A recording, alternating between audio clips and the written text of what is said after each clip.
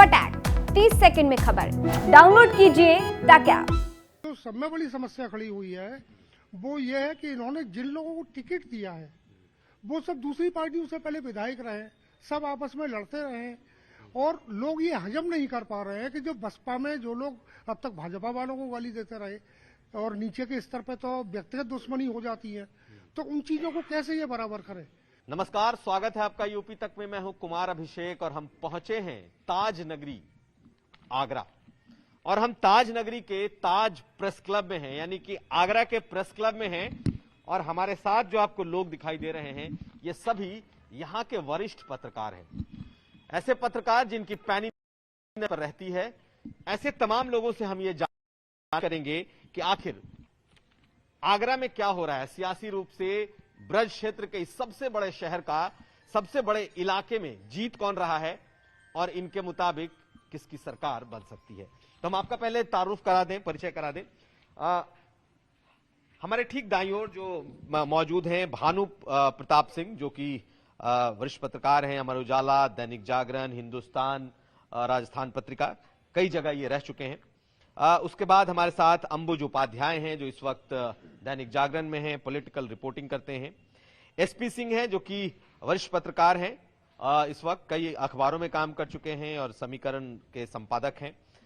हमारे साथ विनोद भारद्वाज जी हैं जो कि दैनिक जागरण के एडिटर रह चुके हैं, वरिष्ठ पत्रकार हैं, प्रेस क्लब, यहाँ के प्रेस क्लब के पूर्व अध्यक्ष भी हैं। इसके अलावा हमारे साथ वीरेंद्र गोस्वामी हैं जो कि यहाँ के वरिष्ठ पत्रकार ये भी हैं, और साथ साथ हमारे साथ राजकुमार रंजन जी हैं। इन तमाम वरिष्ठ पत्रकारों के साथ हम इस बात को जानने और समझने की कोशिश करते हैं कि आखिर ब्रज की इस धरती पर आगरा में क्या चल रहा है।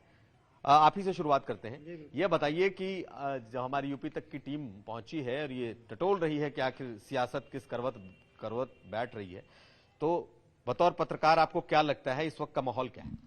ये साहब, आपने सियासत की बात कही है तो वो नीरज जी का एक दुआ मुझे याद आता है कि नेताओं के पास हैं अब ये दो ही काम, मंदिर में काटें सुबह, मदिरालय में शाम। नेताजी क्या करते हैं, आज भाजपा में, कल सपा में, कल बसपा में, फिर कांग्रेस में, ये चल रहा है। तो हम आगरा की बात करें तो आगरा में 9 सीटें इसमें भाजपा के पास हैं। इसमें कम से कम 3 से 4 सीटें भाजपा बुरी तरह दलदल में फंसी हुई है। तो मुझे लग रहा है कि मुझे सबको अनुमान, ये फील्ड का जो बात करता हूं मैं, 3 से 4 सीटें भाजपा लूज कर सकती है। 9 सीटें हैं, 9 में आपको लगता है कि 4 सीटें बीजेपी की फंसी? 3 से 4 सीटें बीजेपी की फंसी हुई हैं। इसमें एतमादपुर है, फतेहपुर सीकरी भी है, फतेहाबाद सीट बहुत दूर तक फंसी हुई है, बाहाका भी उस पर असर आ रहा है। सीटें काफी खतरे में इसमें बीजेपी के हैं। ठीक है, हम आपसे जानेंगे कि आखिर इस सीटों के फंसने की वजह क्या है। लेकिन हमारे साथ अंबुज उपाध्याय हैं जो कि दैनिक जागरण में हैं और यहाँ फील्ड रिपोर्टिंग करते हैं, राजनीति सियासत पर नजर रखते हैं। आपके हिसाब से क्या है माहौल? देखिए, भाजपा ने 9 सीटें हासिल की थी पिछले चुनाव में, लेकिन इस बार पार्टी ने अपनी 5 टिकटों को काट दिया है। तो हो सकता है पार्टी को आंतरिक विरोध झेलना पड़े और जो लोगों के विकास के मुद्दे होते हैं उस पर कहीं ना कहीं कुछ कमी रही होगी, तो ये भी एक विरोध की बात हो सकती है। और इसलिए पार्टी संघर्ष में तो है और हो सकता है कि पार्टी को कई सीटों पर ज़्यादा संघर्ष करना पड़े। और लेकिन कहा यह जाता है कि जब एंटी इनकम्बेंसी होती तो टिकट काटे जाते हैं। आप लोग पत्रकार हैं, नजर रखते हैं, आपको क्या लगता है टिकट काट के ठीक किया है? 5-5 सीटें बदली हैं बीजेपी ने या फिर वो गलत हुआ है? पार्टी जो लेके आई है वो भी ऐसे चेहरे ही लेके आई है जो पूर्व विधायक हैं या सक्रिय राजनीति में थे। तो उन लोगों की भी कहीं ना कहीं, जो जैसे बसपा से लाई है, सपा से लाई है चेहरे, तो वो भी कहीं ना कहीं गतिरोध में थे और कहीं ना कहीं उन्हें नकारा गया होगा, इसीलिए वो रहे हारे या जो भी कुछ हुआ। तो इसलिए संघर्ष है, संघर्ष की स्थिति है और बहुत स्पष्ट जब तक नहीं कहा जा सकता, क्योंकि आंतरिक विरोध बीजेपी को जो झेलना पड़ रहा है। बहुत सारे कई ऐसे लोग हैं दावेदार जिन्होंने अभी पिछले दिनों मुखर होकर आगे आ गए थे और उन्होंने बहुत सारा विरोध जताया और उसमें से कुछ लोगों को पार्टी ने शांत कर दिया है, लेकिन अभी भी वो आंच दब गई है, लेकिन धधक रही है। लेकिन 9 की 9 सीटें बीजेपी के पास हैं। आपको क्या लगता है क्या रहेगा माहौल? देखिए, इस बार के चुनाव में बीजेपी के सामने सबसे बड़ी चुनौती ये है कि पिछली बार मोदी जी की लहर ऐसी थी कि उसमें जो भी सामान्य से सामान्य कैंडिडेट इन्होंने उतारा वहाँ से बीजेपी जीती। ये भानु जी और अंबुज भाई ने जो कहा है कि इस बार 4-5 सीटें ऐसी हैं जो बीजेपी कड़े मुकाबले में है, उसकी वजह है। जैसे मैं बाह की कहता हूँ कि रानी पच्छालिका सिंह वहाँ से विधायक हैं और बदायूं राज घराने की सीटें हमेशा जीतते रहे। इस बार वहाँ समाजवादी पार्टी ने मधुसूदन शर्मा को उतारा है, तो ब्राह्मण 20 वोट बीजेपी का माना जाता था, वो समाजवादी पार्टी में जा सकता है। अभी रिसेंटली फतेहाबाद के जो विधायक हैं उनकी टिकट कटी है, वो समाजवादी पार्टी में कल शामिल हुआ। पार्टी ने उनको जिला अध्यक्ष बना दिया। वो बाह के निवासी हैं और निषाद वोट पर उनकी पकड़ है। तो अगर निषाद वोट भी अगर जाता है समाजवादी पार्टी की, तब तो वहाँ पर रानी पच्छालिका सिंह के लिए बहुत दिक्कत आ सकती है। एक और बात है कि वहाँ पे इन्हीं के रानी पच्छालिका सिंह के खासम खास बड़े प्रभावी हैं सुग्रीव सिंह चौहान, वो इनके एंटी हो गए, वो भी टिकट मांग रहे थे। तो अगर इन्होंने ठाकुर वोटों में भी अगर डाइवर्ट किया किसी को, चूँकि दुश्मनी की हद तक वो पहुँच गए हैं सुग्रीव सिंह चौहान और रानी पच्छालिका, तो जो श्योर सीट थी वो कड़े मुकाबले में है। नहीं तो ये क्या इस बार योगी मोदी से ज्यादा स्थानीय समीकरण काम कर रहे हैं? नहीं, स्थानीय समीकरण है, जातियों के देखिए समीकरण काम करते हैं। अब ये फतेहाबाद सीट की मैं बात करूं, अभी इन्होंने जितेंद्र वर्मा को काट के छोटेलाल वर्मा पूर्व विधायक को दिया है टिकट। इनके 2 वीडियो ऐसे अभी वायरल हुए थे इलेक्शन से पहले। इसमें एक इनके कम्पिटिटर रहे अशोक दीक्षित, उन्होंने कहा कि मैंने अशोक दीक्षित की चोटी काट के पेड़ पर टांग दी थी। तो ब्राह्मणों को ये बात बहुत बुरी लगी है। उन्हीं अशोक दीक्षित की बेटी समाजवादी पार्टी की कैंडिडेट हैं, तो ब्राह्मण वोट बीजेपी से कटेगा वहाँ। इसी तरह से इन्होंने ठाकुरों के लिए कहा था कि मैं ठाकुरों के गांव में मैंने 100 राउंड फायरिंग की थी। तो बीजेपी कैंडिडेट के लिए वो बड़ी चुनौती है। बीएसपी ने वो ठाकुर कैंडिडेट उतार दिया, तो जो श्योर सीट थी वो खतरे में है इनके लिए। आपको लग रहा है कि इस बार बीजेपी को 2017 के मुकाबले बहुत कड़ा संघर्ष करना पड़ा? बड़ा संघर्ष है, 5 सीटों पर कम से कम है। 4 सीटें बीजेपी की श्योर हैं। हमारे आगरा देहात से बेबी रानी मौर्य पूर्व गवर्नर हैं, वो लड़ रही हैं, वो भी कड़े मुकाबले में है वहाँ पे। हमारे साथ मौजूद हैं विनोद भारद्वाज जी, वरिष्ठ पत्रकार भी हैं। आपके हिसाब से क्या लग रहा है कि क्या बीजेपी आसान है इसके लिए सीटें काट देने के बाद, टिकट काट देने के बाद, या फिर सही में ही मुश्किल में फंसी हुई पार्टी? नहीं, इस बार बीजेपी मुश्किल में फंसी हुई है और इसके कई कारण हैं, स्थानीय कारण तो है ही इसके। एक तो आयाराम गयाराम की जो इस बार स्थिति रही है, पूरे प्रदेश में ही नहीं, आगरा भी प्रभावित हुआ है उससे। जो दूसरे दलों के जो पूर्व विधायक रहे, अपने विधायकों के टिकट काट के इन्होंने उन लोगों को टिकट दिए, तो एक इसका लोगों में फर्क है। दूसरी बात यह है कि इस समय समाजवादी पार्टी ने जो 2 तुर्क के पत्ते चले हैं उन्होंने, एक तो 300 यूनिट बिजली फ्री का जो मुद्दा है वो, दूसरा जो राज्य कर्मचारियों की 95 से पहले वाली पेंशन बहाली की बात। तो ये मुद्दा काम कर रहा है जमीन पर? हाँ, ये मुद्दा भी जमीन पर काम कर रहा है। और एक जो सब में बड़ी समस्या खड़ी हुई है वो ये है कि इन्होंने जिन लोगों को टिकट दिया है वो सब दूसरी पार्टियों से पहले विधायक रहे, सब आपस में लड़ते रहे, और लोग ये हजम नहीं कर पा रहे हैं कि जो बसपा में जो लोग अब तक भाजपा वालों को गाली देते रहे और नीचे के स्तर पे तो व्यक्तिगत दुश्मनी हो जाती है, तो उन चीजों को कैसे ये बराबर करे।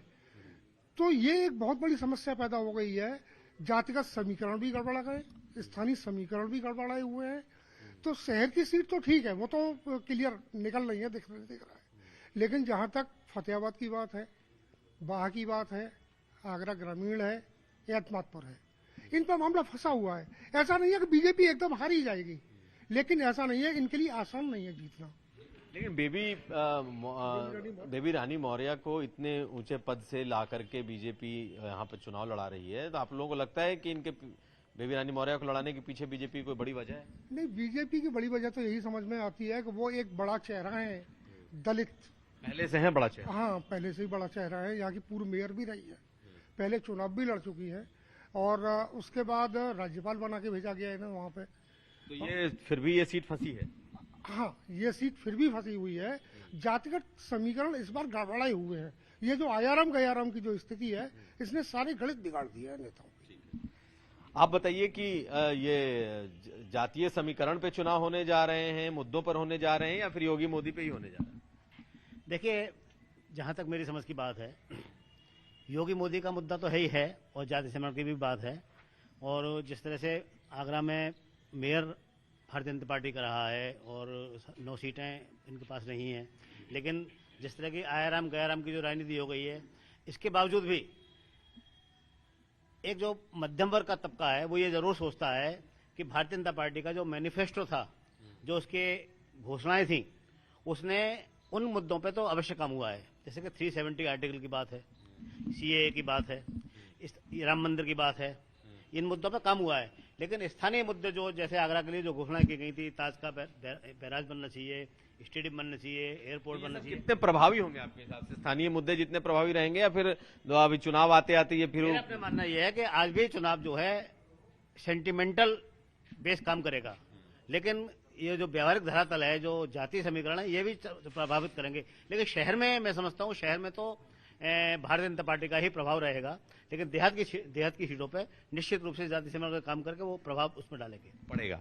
आपको क्या लगता है? लेकिन आफ्टर ऑल गेनर मैं समझता हूँ भाजपा ही रहेगी। तो 9 में अगर हारेगी भी तो लूजर ही होगी वो, अगर वो सीट वर्तमान से लूजर रहेगी, लेकिन और वोट परसेंट ऑफ वोट भी मैं समझता हूँ गिरेगा। आपको क्या लगता है? मुझे ये लगता है कि 9 की 9 तो सीट अभी आने वाली नहीं है, उसमें 1-2 सीट वो लूज कर सकते हैं। लेकिन मुख्य रूप से एक मुद्दा इस प्रदेश में और शहर में भी है कि जो कानून की व्यवस्था है वो योगी जी की बहुत अच्छी रही है, इससे लोग बहुत प्रभावित हैं। तो मैं समझता हूँ कि ज्यादा नुकसान होने वाला नहीं है। ये तो फिर मतलब जैसे कुछ लोगों ने जातीय समीकरण आया राम गया राम की बात कर दी, तो आपको लगता है ये सब के ऊपर हावी हो जाएगा लॉ एंड ऑर्डर का मुद्दा, इसके ऊपर योगी मोदी हावी हो जाएगा? मैं ये समझता हूँ कि जो समझदार लोग हैं वो इस बात को मानते हैं कि हम 2 दिन भूखे रह लेंगे, लेकिन हमारी कानून व्यवस्था अच्छी होनी चाहिए। किसी प्रकार की कोई गुंडागर्दी, इस प्रकार की बातें, शांति अगर माहौल रहता है प्रदेश में, वो उससे अच्छी और कोई बात नहीं हो सकती है। तो आपके हिसाब से ये जो वोटिंग है ये लास्ट में उसी पर आ जाएगा, बाकी जो स्थानीय मुद्दे आया राम गया राम, जातीय समीकरण, वो कोई माने नहीं रखेंगे। आप देख लीजिएगा, अंत में आकर के यही होगा कि कानून व्यवस्था बहुत अच्छी रही है मोदी योगी जी की, इसमें कोई दो राय नहीं है। चलिए फिर से हम दोबारा से शुरू करते हैं। इतनी चर्चाएं हम लोगों ने कर ली, आप लोगों को भी लगता है कि अल्टीमेटली योगी मोदी का जो मुद्दा है वो आएगा या फिर जातीय समीकरण पर वोट हो जाएगा? ऐसा है साहब अभिषेक जी कि अंततः जो युवा वोटर है वो योगी मोदी के गुण गाता है। आप कहीं भी चले जाइए, योगी सुनते हैं कि युवा वोटर बड़ा नाराज है क्योंकि उसको नौकरियां नहीं मिली। और मैं तो फील्ड में जाता हूँ तो कहीं न कहीं सेंटीमेंट जो राम मंदिर का, योगी मोदी का, ये काम करता है।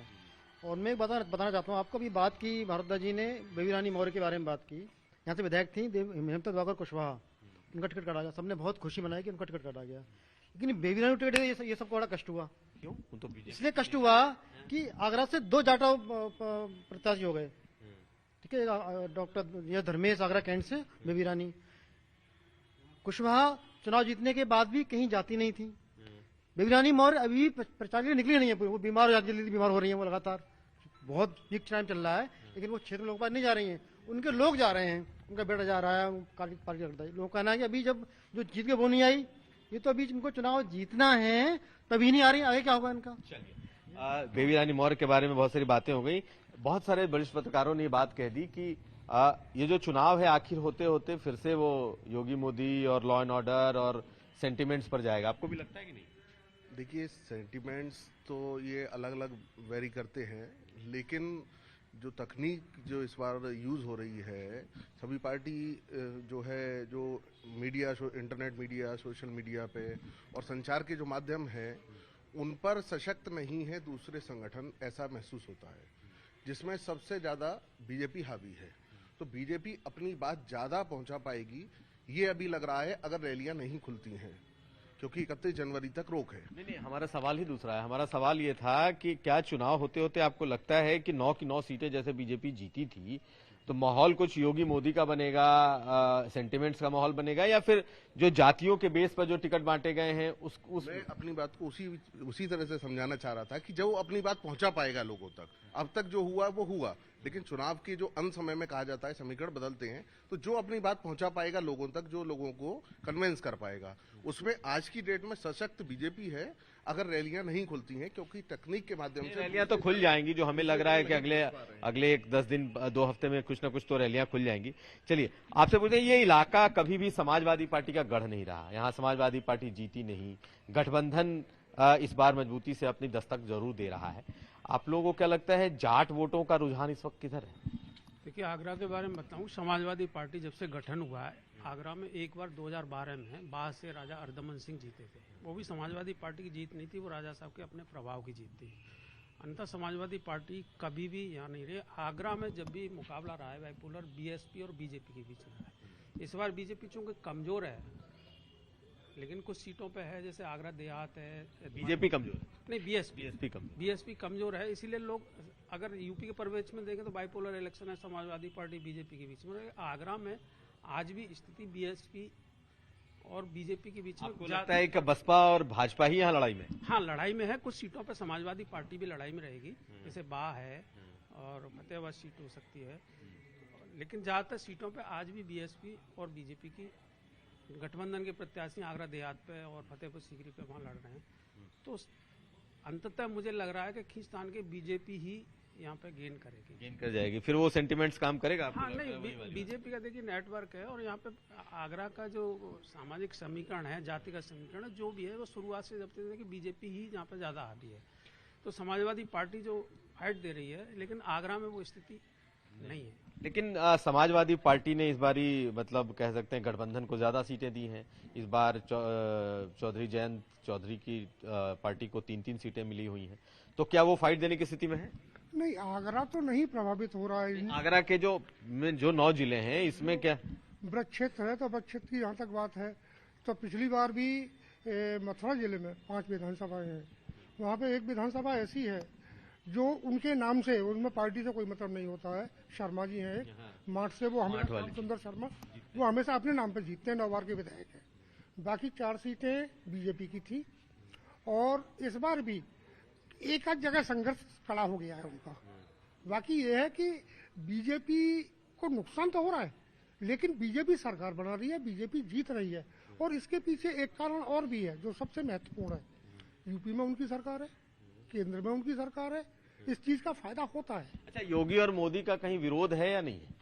या मोदी का वो जिस तरीके का जलवा पहले था मौजूद है, या उसमें कमी आई है? नहीं, उतना जलवा तो नहीं है, लेकिन मोदी का कोई बहुत ज्यादा ऐसा भी विरोध नहीं है, क्योंकि लोग ये मानते हैं कि दूसरे जितने बड़े मतलब खराब आदमी, कम खराब आदमी, ज्यादा खराब आदमी, इस तरह से जब तुलना की जाती है, तो फिर मोदी का ये है कि नहीं, कमियां हर आदमी में होती है, लेकिन ये दूसरों से कम खराब है। ये लोगों के बीच में ये मैसेज रहता है। स्थानीय मुद्दा खाली इतना है, क्योंकि मोदी जी को बहुत ही चर्चा, मैं और लोगों से पूछता हूँ, बहुत ये चर्चा हुई कि ये जो ब्रज क्षेत्र में इस बार जाट जो है बहुत नाराज हैं चारों तरफ, और यहाँ पे भी कई इलाके ऐसे हैं जहाँ पर कि जाटों की तादाद अच्छी है।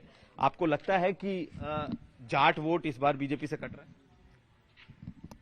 देखिए, जहां तक जाति समीकरण की बात है, तो बसपा का जो प्रतिबद्ध वोट है, जाट वोट बसपा को जाएगा, वो कहीं नहीं जाता, इसके अलावा कहीं नहीं जाएगा, उसमें कोई टूट नहीं है। यादव वोट एसपी कोई, सपा कोई जाता है। लेकिन इस बार मैं जो महसूस, मेरा जो मेरी व्यक्तिगत धारणा वो ये है कि जिस तरह से जो प्रतिबद्ध वोट था सपा का और प्रतिबद्ध वोट जो बसपा का था, एक इसी तरह से हिंदू मध्यम वर्ग में एक प्रतिबद्ध वोट भाजपा का भी पैदा हुआ है। इन तमाम सारे जिस तरह की जो हमारे रंजन साहब ने जो कहा, कानून व्यवस्था की स्थिति है, 370 का मुद्दा है, राम मंदिर का मुद्दा है, सीए का मुद्दा है। और देखिए, राजनीति में परसेप्शन बहुत बड़ा काम करता है।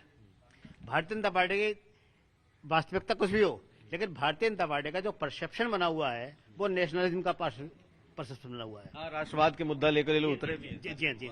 इसलिए उस राष्ट्रवाद के मुद्दे से जो मध्यम वर्ग है, निम्न मध्यम वर्ग है, वो पूरी तरह से भाजपा से प्रभावित है। लेकिन हाँ, ये बात जरूर है कि इस बार पोजीशन टाइट है, लेकिन गेनर भाजपा ही इस बार रहेगी, ये मेरा अपना मानना है। चलिए, हमारे साथ जुड़े हैं नए हमारे पैनल में हैं वरिष्ठ पत्रकार हैं, सेक्रेटरी हैं प्रेस क्लब के सेक्रेटरी हैं। आपका क्या मानना है? मेरा मानना यह है कि अभी आपने कहा कि समाजवादियों का यहाँ पर क्या है, क्या गढ़ है। मैं आपको बता दूं, इतिहास गवाह है आगरा का।